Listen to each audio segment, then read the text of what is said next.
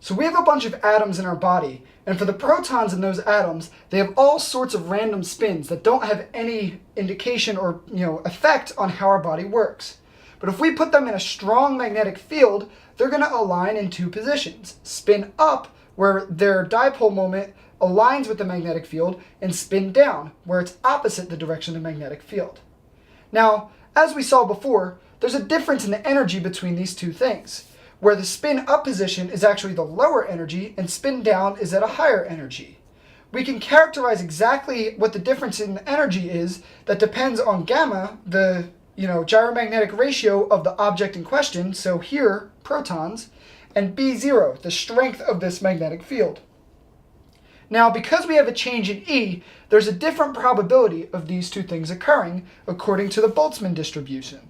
So the ratio of number of protons in the down state versus number of protons in the up state is given by this, where we have change in E here, Kb as the Boltzmann constant, and T as the temperature around those objects.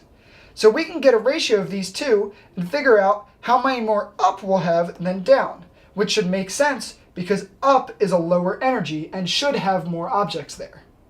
Now, if we add up all of the mu's for these dipole moments or these protons, we actually see that because we have an excess spin up, we end up with a vector that points up. That's what the magnetization vector actually is. It's just the sum of all of our dipole moments of all of the molecules in our body added up to describe it as just one vector. We'll be able to use this to understand how MRI works by rotating M in weird ways.